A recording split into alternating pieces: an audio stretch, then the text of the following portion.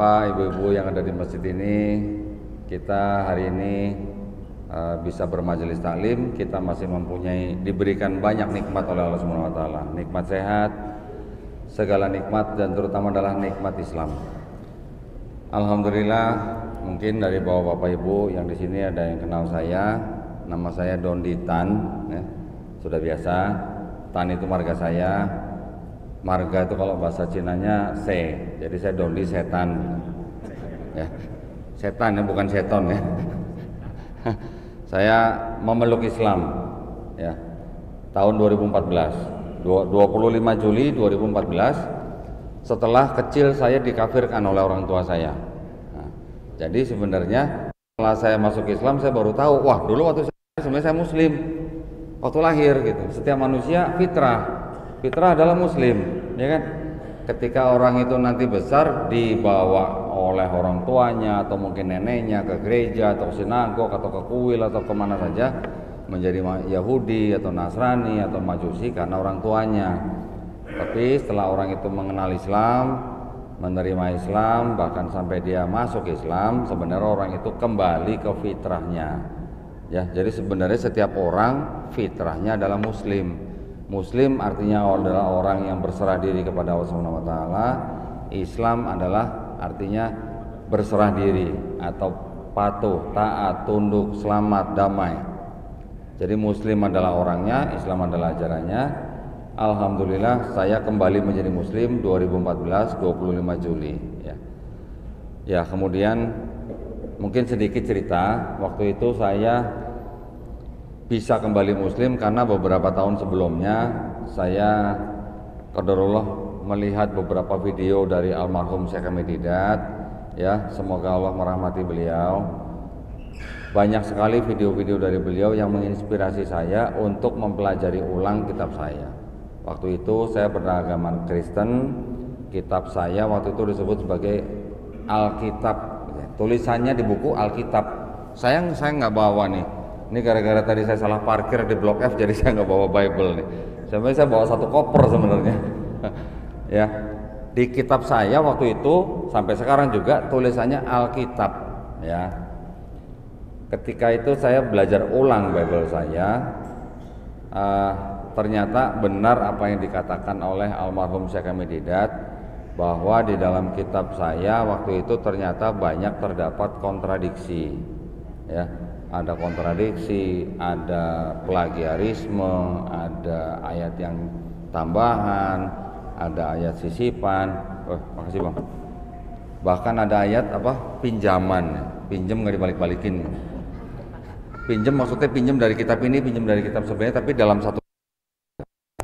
Jadi kalau di dalam kitabnya orang Kristen itu juga di dalamnya ada kitab-kitabnya, judul-judulnya. Seperti kita di Quran kita mengenal dengan surah gitu lah, ya. Ada Al-Fatihah, Al-Baqarah, Al-Maidah, An-Nisa dan sebagainya. Di kitab Kristen juga ada yang namanya Kejadian, Keluaran, Imamat, Bilangan, Ulangan dan seterusnya sampai Wahyu.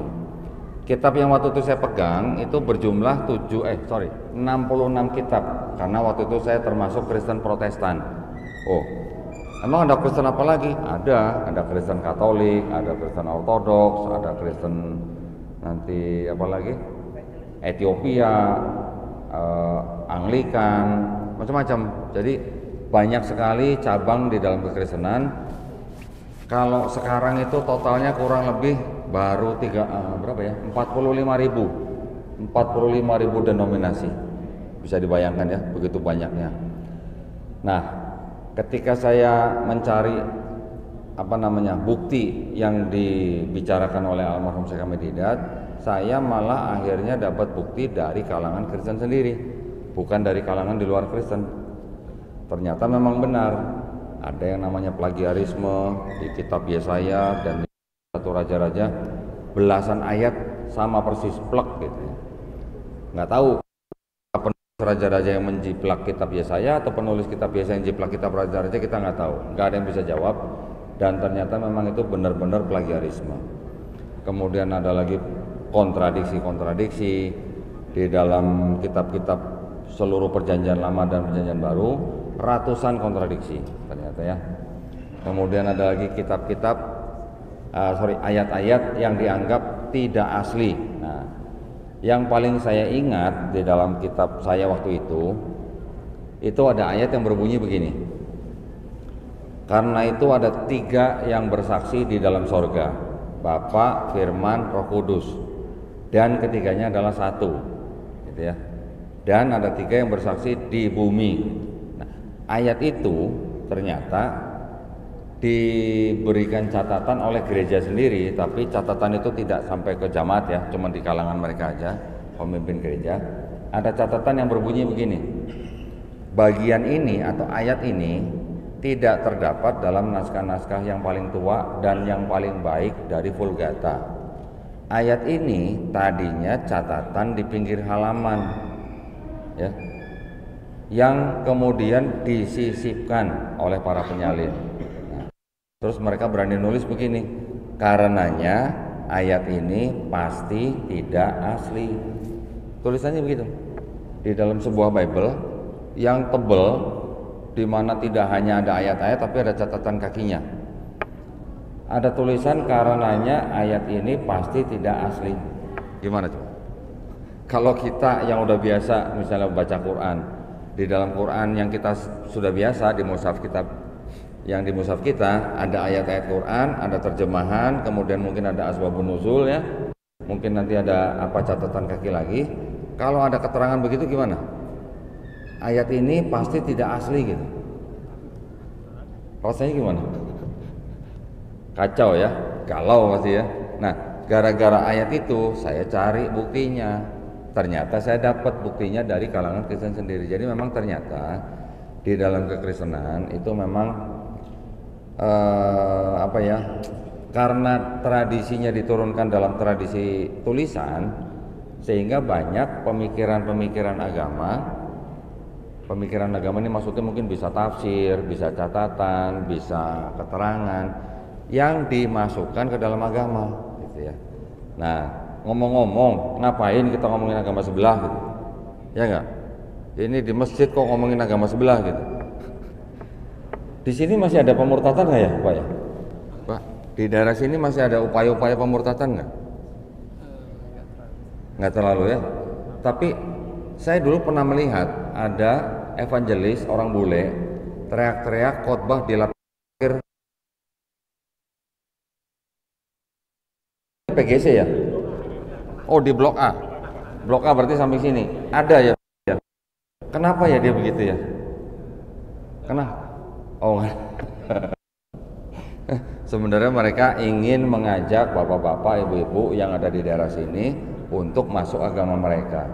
Itu yang disebut dengan upaya kristenisasi, ya. Itu baru salah satu cara untuk mengajak orang masuk agama mereka.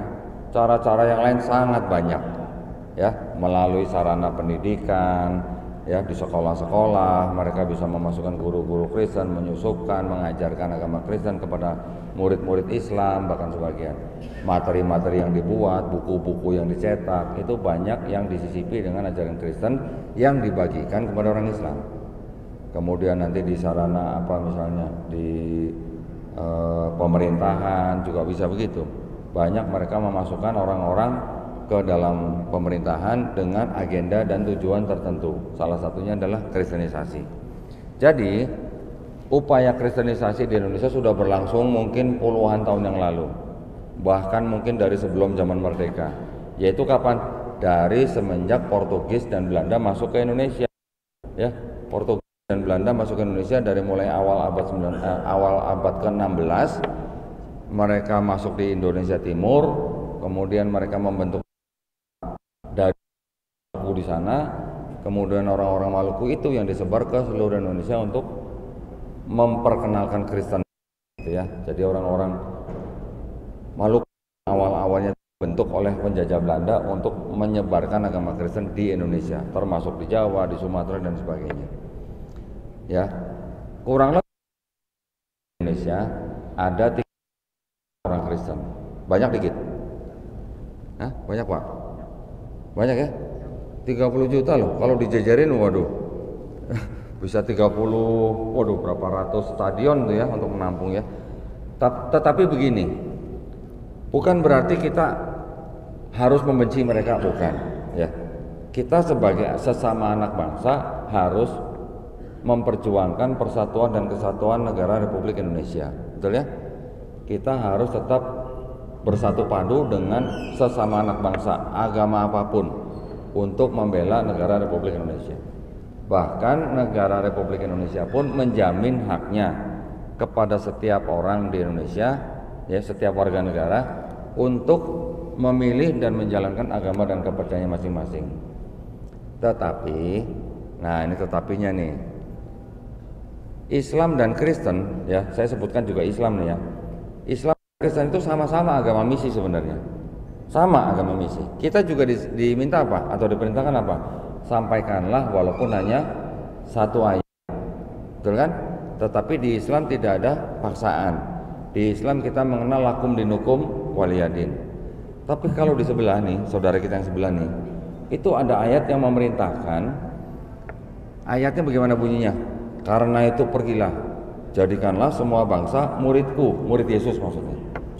Baptislah mereka dalam nama Bapa dan Putra dan Roh Kudus. Jadi kalau belum dibaptis kan belum selesai urusannya. Ya, itu upaya mereka. Ya, karena mereka begitu mengatakan, begitu mengasihi sesama manusia, sehingga mengajak setiap manusia untuk masuk agama mereka. Walaupun ada aturan pemerintah, keputusan bersama dua agama, yaitu Menteri Agama dan Menteri Dalam Negeri nomor 1 tahun 79 yang melarang mensiarkan agama kepada orang atau kelompok yang sudah beragama. Itu yang sering dilanggar, ya. Bukan berarti kita mau bagaimana sama mereka, enggak. Silahkan beribadah, kita enggak ganggu. Silahkan mendirikan rumah ibadah jika memenuhi syarat. Semua udah ada aturannya, tinggal diikuti saja. Nah, tapi ternyata memang saudara kita ini yang ngakunya ajaran kasih masih sering oknum-oknumnya melakukan pelanggaran di lapangan, ya. Membangun gereja dengan melanggar prosedur, mensiarkan agama kepada orang-orang yang sudah beragama. Ini yang sering dilanggar. Maka itu kami merasa perlu untuk memberikan atau membagikan informasi-informasi ini kepada Bapak-bapak Ibu di sini, supaya apa? Supaya bisa terbentengi akidah Bapak-bapak dan Ibu, di mana Bapak Ibu juga bisa membentengi akidah keluarga, saudara, teman, handai tolan. Dari apa? Dari upaya-upaya pemurtadan, gitu ya. Kami dari Yayasan Pembina Mu'alaf at-Tauhid yang berpusat di Surabaya, selain daripada kami membantu orang yang mau masuk Islam tanpa paksaan, ya, kami membina mereka sampai mereka bisa menjalankan Islam dengan baik. Kami juga melakukan yang namanya perang pemikiran. Zaman sekarang sudah tidak zaman perang fisik, makanya kita melakukan perang pemikiran. Untuk apa? Tetap untuk memerangi kekufuran, ya. Bukan berarti kita membenci orang kaum kufarnya, tetapi kita harus memberikan atau memberitahukan kabar kebenaran kepada mereka dengan cara-cara yang tidak melanggar hukum, gitu ya. Alhamdulillah, saya sebagai Ketua Litbang di Yayasan Pembina Mu'alaf at-Tauhid, saya diperintahkan untuk berdebat dengan pendeta setahun minimal 2 kali. Ya, saya harus cari tempat, kita bayar tempatnya, kita sediain kamar, makan dan sebagainya yang bagus untuk para pendeta supaya mau berdebat dengan saya. Yang diperdebatkan macam-macam, bisa Bible, bisa Quran, yang penting mengedukasi, ya, mengedukasi yang menonton baik yang muslim maupun yang belum. Saya sebutnya belum muslim, bukan non muslim, ya. Kalau kita sebut belum muslim kan insya Allah mereka jadi muslim. Nah, baik, saya teruskan tadi ya. Izin minum dulu nih sebentar.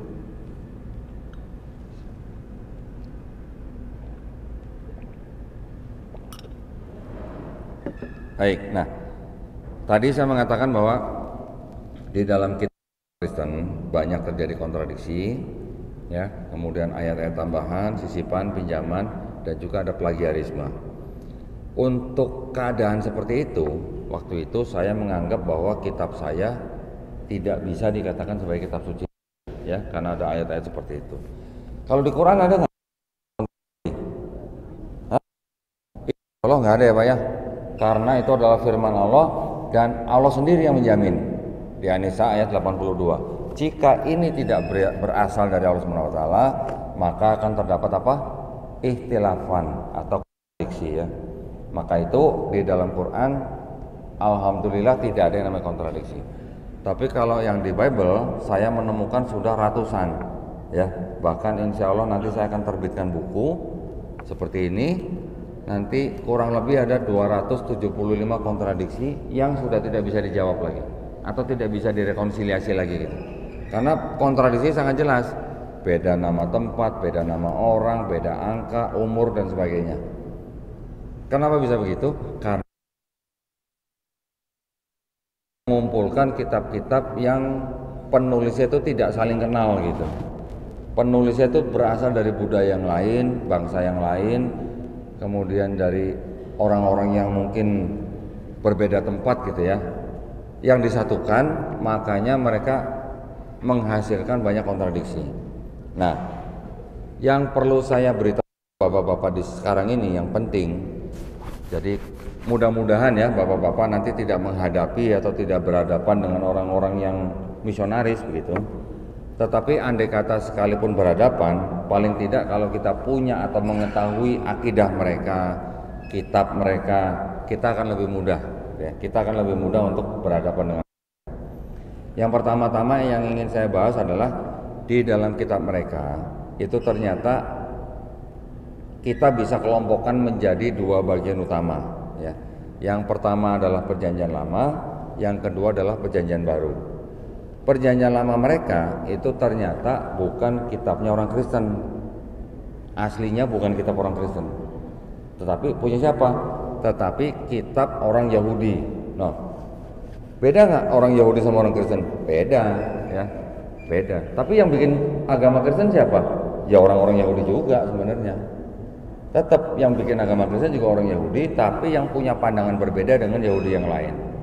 Jadi kita sering mendengar bahwa Allah Subhanahu wa taala sudah memberikan kitab Taurat, Zabur, Injil kepada Bani Israel, betul kan? Melalui nabi-nabinya dan rasulnya untuk zaman itu, gitu kan? Berarti kita bisa memahami kan begini. Berarti Taurat, Zabur, Injil itu adalah wahyu-wahyu yang diturunkan Allah Subhanahu wa taala kepada nabi dan rasulnya untuk Bani Israel pada zaman itu. Setuju, Pak? Betul ya? Tetapi yang namanya wahyu itu bentuknya seperti apa? Wahyu itu kan pesan atau pengetahuan yang diterima langsung oleh sang nabi atau mungkin masuk langsung ke dalam kolbunya, yang diajarkan kepada umatnya, itu yang disebut dengan wahyu gitu ya. Tapi apakah, pertanyaannya sekarang begini, apakah Nabi Musa alaihissalam yang menulis Taurat? Apakah Nabi Daud yang menulis Zabur? Apakah Nabi Isa alaihissalam yang menulis Injil? Itu yang harus kita pelajarin ya. Sampai sekarang pernah nggak bapak-bapak mendengar bahwa Taurat, Zabur, Injil dijanjikan untuk dijaga? Pernah mendengar? Tidak ya Pak ya? Yang kita dengar hanya apa? Allah Subhanahu wa taala menurunkan Al-Qur'an dan Allah Subhanahu wa taala sendiri yang akan menjaganya. Betul kan? Melalui siapa? Melalui hafiz-hafiz Quran. Jutaan orang sudah bisa menghafal Quran, bahkan anak-anak pun sudah bisa menghafal Quran. Nah, Taurat, Zabur, Injil yang dimaksud di dalam Quran, apakah itu Bible-nya orang Yahudi dan Bible-nya orang Kristen? Nah, ini yang harus kita pahami nih, ya. Kalau kita pelajari siapa yang menulis Bible mereka, di mana ditulis, kapan ditulis, ya, ternyata Bible-nya orang Yahudi itu bukan tulisan Nabi Musa alaihissalam, bukan tulisan Nabi Daud alaihissalam, dan juga bukan tulisan pengikut-pengikut Nabi Musa dan Nabi Daud alaihissalam yang pernah ketemu dengan nabinya. Beda dengan Quran gitu. Di Quran kita memahami, kita belajar bahwa mushaf Quran yang kita pegang sekarang ini dulunya ketika zaman Rasulullah itu didiktekan oleh Rasulullah di depan sahabat-sahabatnya. Sahabat-sahabat menulis, kemudian ketika Nabi Muhammad SAW wafat, tulisan-tulisan itu baru dikodifikasi. Dikodifikasi itu artinya dites bacaannya betul, kalau masuk ke dalam Quran, di dalam mushaf. Dikodifikasi oleh sebuah tim yang mana di dalam tim itu adalah orang-orang yang sudah hafal Quran, sudah hafal mati gitu ya.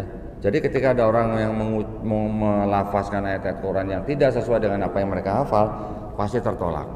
Nah, Beda dengan di Kristen. Beda dengan di Yahudi dan Kristen. Di Yahudi ternyata Bible mereka tidak ditulis oleh Nabi Musa dan Nabi Daud alaihissalam dan pengikut-pengikutnya. Di dalam Bible-nya Kristen juga ternyata tidak ditulis oleh Nabi Isa alaihissalam atau Yesus, dan juga tidak ditulis oleh Hawariyun atau murid-murid atau sahabat-sahabat Nabi Isa alaihissalam. Dari mana saya tahu? Ternyata sumber-sumbernya itu malah dari Kristen dan Yahudi sendiri, gitu ya. Yahudi disusun kira-kira tahun 450 sebelum Masehi, sebelum ada Yesus, sebelum ada Nabi Isa alaihissalam. Disusun kira-kira 450 sebelum Masehi, setelah Bani Israel kembali dari pembuangan di Babilonia, gitu ya. Yang menulis ternyata lebih dari satu sumber, gitu. Dan karena ditulis 450 sebelum Masehi, sedangkan Nabi Musa alaihissalam hidup di abad 15-14 sebelum Masehi, jaraknya 1000 tahun, ya. Dan Nabi Daud alaihissalam hidupnya kira-kira 500 tahun sebelum Bible ini Yahudi disusun, maka tidak mungkin Bible-nya Yahudi ini disusun oleh nabi-nabi yang saya sebutkan tadi, ya. Bible-nya Kristen itu ditulis kira-kira pertengahan abad pertama sampai abad kedua. Ditulis oleh orang-orang yang bukan saksi mata langsung. Kata siapa? Kata ahli-ahli perjanjian baru sendiri. Kata orang-orang Kristen sendiri, kata sarjana-sarjana Kristen sendiri. Jadi ditulis oleh orang-orang yang bukan saksi mata langsung, juga ditulis oleh orang-orang yang tidak kenal saksi mata langsung. Ya. Begitupun di dalam Bible Kristen juga terdapat total itu ada 27 buku, ya. Kalau tadi perjanjian 29 buku, yang perjanjian baru 27 buku. Dari 27 buku itu separuh surat dari Paulus. Ada yang pernah dengar Paulus? Ya? Paulus, Pak, bukan Paus. Paulus. Kalau boleh dikatakan Paulus itu adalah tokoh sentral di dalam Kristen, ya. Karena apa? Karena gereja mengikuti ajaran Paulus. Paulus yang mengajarkan ada dosa waris. Paulus yang mengajarkan bahwa Yesus mati di atas kayu salib untuk menebus manusia. Itu ajaran Paulus. Jadi dari 27 kitab yang ada di dalam perjanjian baru itu, 13 kitab itu isinya semuanya adalah surat-surat Paulus, ya. Kemudian ada lagi yang namanya 4 gospel. 4 gospel ini yang disebut dengan Matius, Markus, Lukas, Yohanes. 4 kitab ini yang menceritakan kehidupan Yesus dari mulai dilahirkan sampai disalib sampai diangkat, gitu ya. Tetapi di antara 13 surat Paulus dan juga 4 gospel yang menceritakan Yesus, ini ternyata kita bisa bandingkan ajarannya sedikit berbeda, ya. Kalau yang di 4 gospel ini Yesus mengajarkan tauhid, waduh, kok bisa Yesus mengajarkan tauhid? Iya, karena Nabi Isa alaihissalam di dalam Quran pun mengajarkan tauhid, betul kan? Nah, ketika di 4 gospel ini kita baca ayat-ayatnya, Yesus melakukan apa yang kita lakukan sekarang. Yesus juga mengajarkan tauhid. Ketika Yesus diceritakan, ya, di dalam Bible, ya, saya nggak bawa nih Bible-nya. Ketika Yesus ditanya oleh imam-imam Farisi pada saat itu, hukum apa yang terutama? Yesus mengulang apa yang dikatakan Nabi Musa di dalam Perjanjian Lama. Di Perjanjian Lama telah pernah disebutkan oleh Nabi Musa. Ini mungkin syahadatnya mereka nih, ya, syahadat orang Yahudi, ya. Syahadatnya gimana? Shema Israel, Adonai Elohenu, Adonai Ehad. Saya ulang nih. Shema Israel, Adonai Elohenu, Adonai Ehad. Dengarlah hai bangsa Israel, Tuhan Allah kita, Tuhan itu Esa. Mirip nggak dengan Qul huwallahu ahad? Mirip nggak? Mirip, ya? Setara gitu. Jadi artinya Tuhan kita itu Esa. Qul huwallahu juga Esa, Ahad, Ehad. Yang satu bahasa Ibrani, yang satu bahasa Arab. Kemudian Yesus ditanya, Yesus jawabnya sama dengan apa yang diucapkan oleh Nabi Musa gitu. Berarti kan Yesus ngajarin tauhid kalau begitu kan. Ketika Yesus sedang berdakwah, ya, Yesus juga berpuasa. Yesus juga tidak makan babi. Yesus juga disunat. Yesus juga dikafani matinya. Kemudian Yesus juga sujud Kalau doa sujud, ya, sholatnya sujud. Nah kita sama, kita melakukan semua itu ya, umat Islam. Yang laki-laki disunat, kita nggak makan babi, kita sholatnya sujud, kita berpuasa, kita juga kalau mati dikafanin. Lah berarti umat Islam kalau gitu yang mengikuti sunnah Yesus di Bible, sunnah Yesus berarti kan, kalau gitu kan. Tetapi yang kita lakukan sekarang ya walaupun ada kemiripan dengan yang ada di dalam Bible, yang kita ikuti sekarang adalah yang disebut dengan syariat yang diturunkan kepada Nabi Muhammad SAW ya, melalui Quran dan sunnahnya. Tetapi yang saya sebutkan tadi ada di dalam Bible mereka.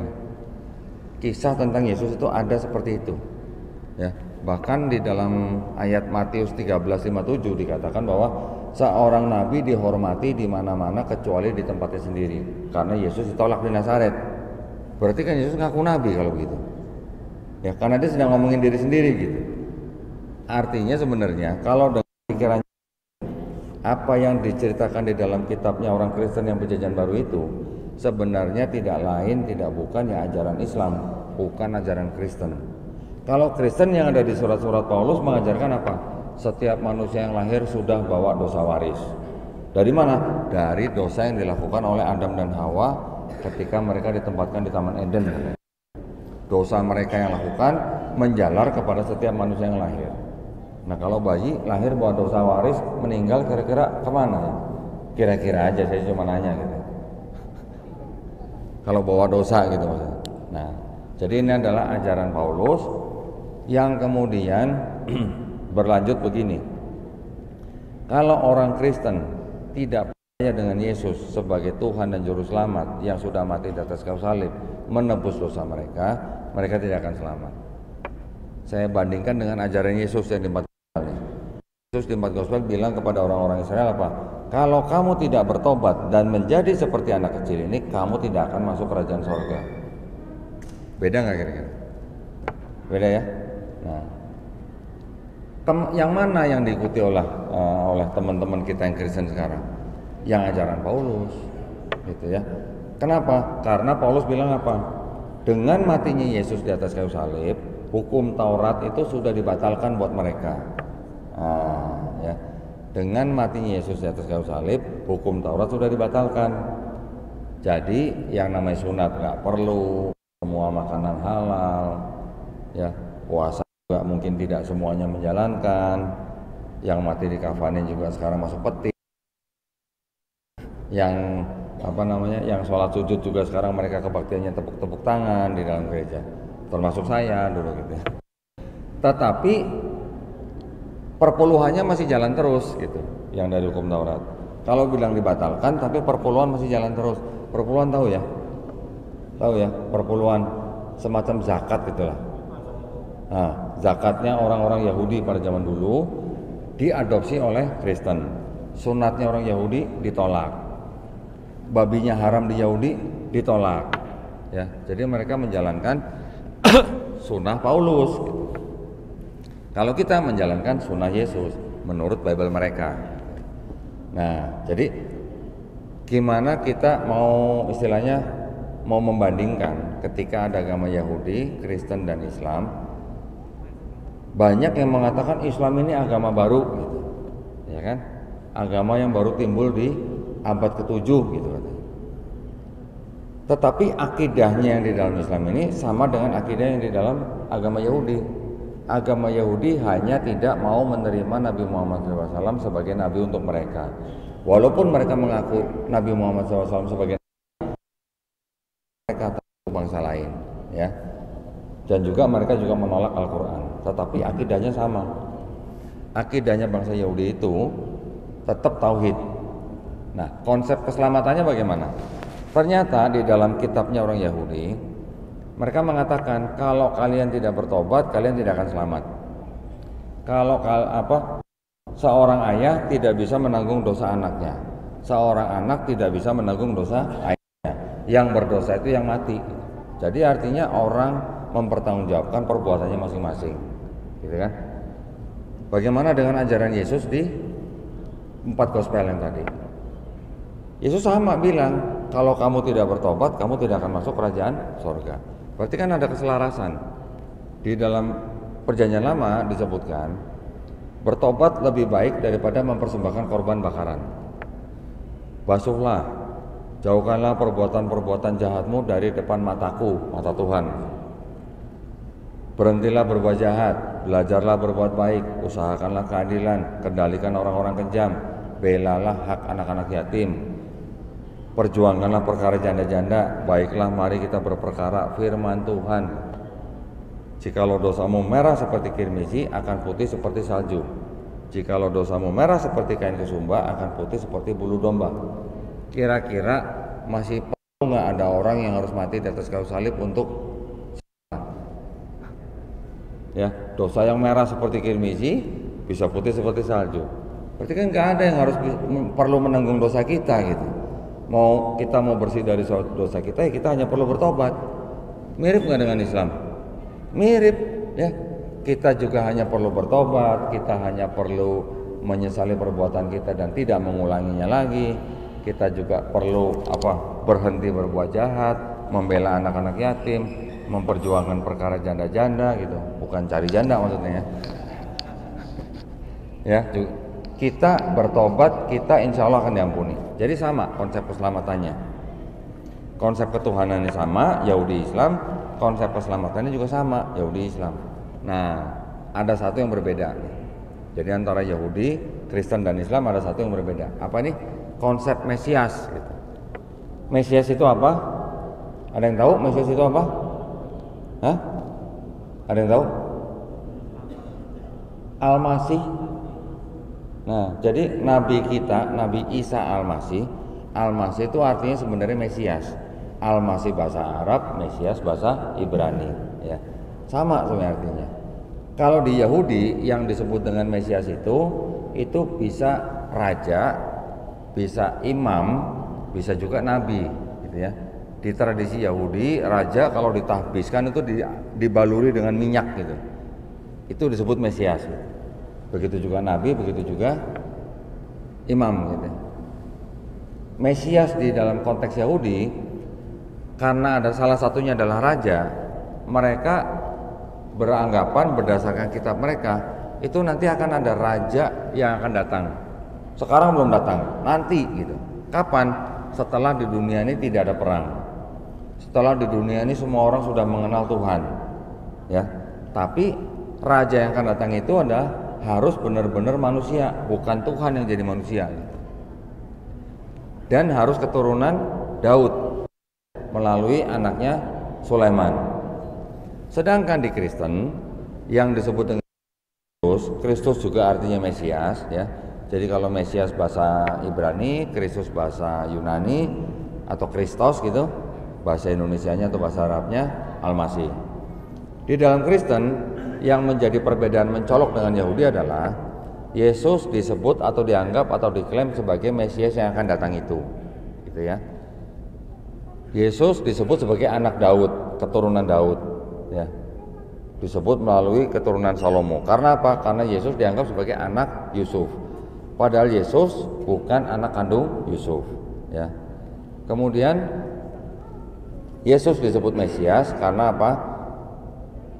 Karena dia yang mati umat manusia. Dan karena sudah diangkat, dia nanti akan datang lagi sebagai hakim yang adil gitu. Di dalam Kristen juga menganggap Yesus sebagai Mesias, tapi juga sebagai Tuhan, ya kan? Jadi konsep Mesias yang diklaim oleh Kristen ini kan tidak sesuai dengan konsep Mesias yang dimiliki oleh Yahudi. Kata Yahudi, Yesus yang anak adopsinya Yusuf tidak diterima sebagai keturunan Daud, ya, melalui Sulaiman. Yesus yang diklaim oleh Kristen sebagai Mesias tidak diterima oleh Yahudi. Kenapa? Karena masih ada perang. Bahkan sampai sekarang juga masih ada perang kan? Di Palestina juga masih ada perang. Yesus yang diklaim oleh Kristen sebagai Mesias juga ditolak oleh Yahudi. Karena apa? Karena sampai sekarang pun belum semua manusia kenal Tuhan yang Maha Esa. Ya, masih ada suku-suku pedalaman. Jadi buat Yahudi, Yesus bukan Mesias yang dijanjikan. Kalau di Islam, Nabi Isa disebut Al-Masih karena apa? Karena Nabi Isa AS diberikan kekuatan dengan mujizat menyembuhkan orang sakit, bahkan membangkitkan orang mati dengan cara apa? Mengusap, gitu ya. Ini sudah jam 1, lanjut atau gimana, Ustaz?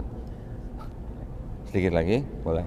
Jadi ada 3 perbedaan antara kitab Yahudi dan kitab Kristen, yaitu konsep ketuhanan yang berbeda, konsep keselamatan yang berbeda, dan konsep Mesiasnya berbeda, ya. Maka itulah Yahudi sampai sekarang masih punya kitab sendiri yang mereka sebut dengan Tanakh, kumpulan kitab-kitab dari Torah, Nevim, dan Ketuvim. Sedangkan kitabnya orang Yahudi ini dipakai oleh Kristen sebagai bagian dari kitab Kristen, disebut sebagai Perjanjian Lama, ya.